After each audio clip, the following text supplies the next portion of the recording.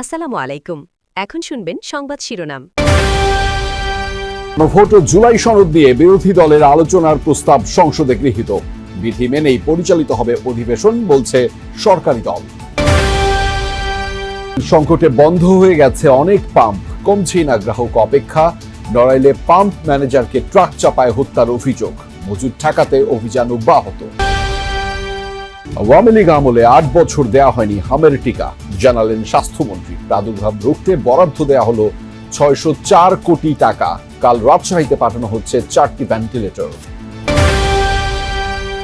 এবার স্বস্তির যাত্রা হয়েছে দাবি মন্ত্রীর। দুর্ঘটনায় নিহতের সংখ্যা নিয়ে দ্বিমত, বললেন আগের বারের চেয়ে কমেছে মৃত্যু। এতক্ষণ শুনছিলেন সংবাদ শিরোনাম, এখন শুনবেন বিস্তারিত। বিস্তারিত সংবাদের আগে আমাদের যমুনা 24 টিভি চ্যানেলটিকে সাবস্ক্রাইব বা ফলো করে আমাদের সাথে থাকুন, আর কমেন্ট করে জানান আপনি কোথা থেকে সংবাদ শুনছেন। দর্শক, সংসদ অধিবেশন চলছে, সরাসরি দেখে আসতে চাই আজকের কার্যক্রম।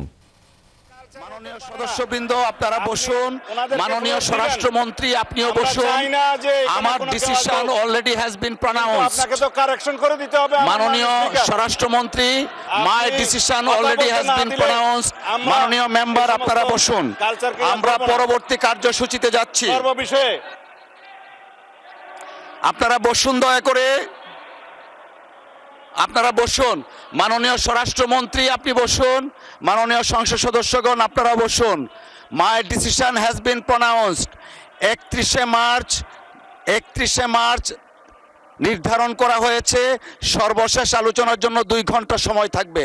ধন্যবাদ আপনাদেরকে, ধন্যবাদ।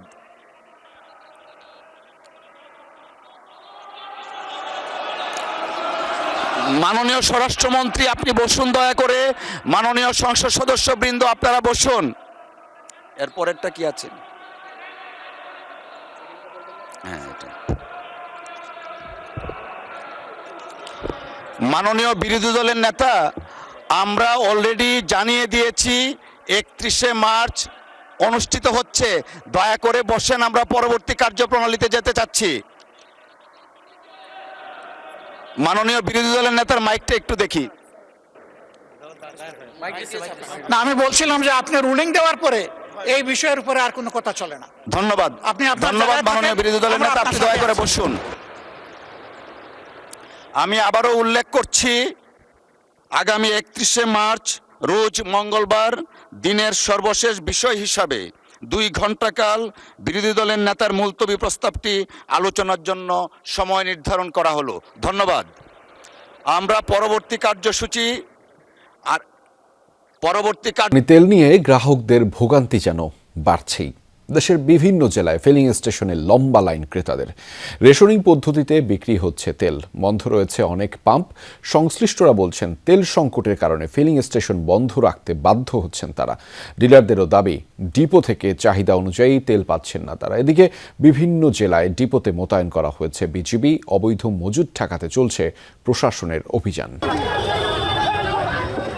জ্বালানি তেলের জন্য ফিলিং স্টেশনে বাইকারদের অধীর অপেক্ষা। সিরিয়াল নিয়ে কোথাও কোথাও বাকবিতণ্ডা কিংবা হাতাহাতির ঘটনাও ঘটছে নিয়মিত। রংপুর বিভাগের 70% পাম্পেই মিলছে না পেট্রোল ও অকটেন। চাহিদা মতো মিলছে না ডিজেলও। এতে ব্যাহত হচ্ছে যান চলাচল। রাজশাহী, চট্টগ্রাম, বরিশাল, ময়মনসিংহ ও খুলনা বিভাগেও জ্বালানি তেল নিয়ে ভোগান্তিতে গ্রাহকরা।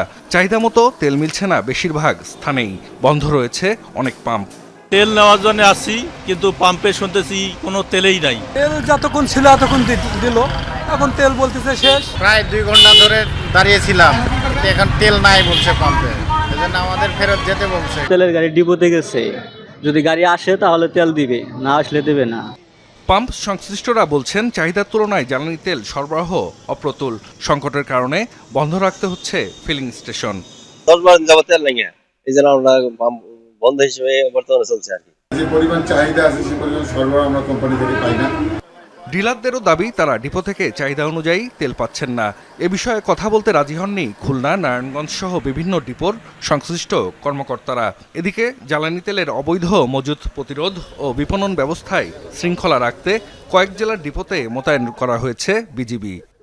বুধবারে পাইছি 5,000, আজকে 10,000 ডিজেল দিছে। চাহিদা পাবে কিভাবে হবে? সরকার তো বলে না তেলের সংকট, তেলের সংকট তো যেই প্রাদুর্ভাব দেখা দেয় টিকা কিনতে 604 কোটি টাকা বরাদ্দ দিয়েছে সরকার, জানিয়েছেন স্বাস্থ্য ও পরিবার কল্যাণ মন্ত্রী সর্দার সাখাওয়াত হোসেন। সকালে পূর্বাঞ্চলে বাংলাদেশ চায়না ফ্রেন্ডশিপ এক্সিবিশন সেন্টারে ওষুধ শিল্প মেলার উদ্বোধনী অনুষ্ঠানে তিনি একথা জানিয়েছেন। গত 8 বছরে দেশে হামের টিকা দেয়া হয়নি বলেও জানিয়েছেন মন্ত্রী। এ সময় স্বাস্থ্য খাতের নানা সীমাবদ্ধতা তুলে ধরে এসব কাটিয়ে উঠতে সবাইকে একসঙ্গে কাজ করার আহ্বান জানিয়েছেন তিনি। তবে দুর্নীতির প্রশ্নে সরকার অনড় বলেও উল্লেখ করেন সাখাওয়াত হোসেন। এ সময় বেসরকারি অনুদানে 5টি ভেন্টিলেটরের পাওয়া গেছে বলেও জানিয়েছেন তিনি। এর মধ্যে 4টি আগামীকাল রাজশাহীতে পাঠানো হবে।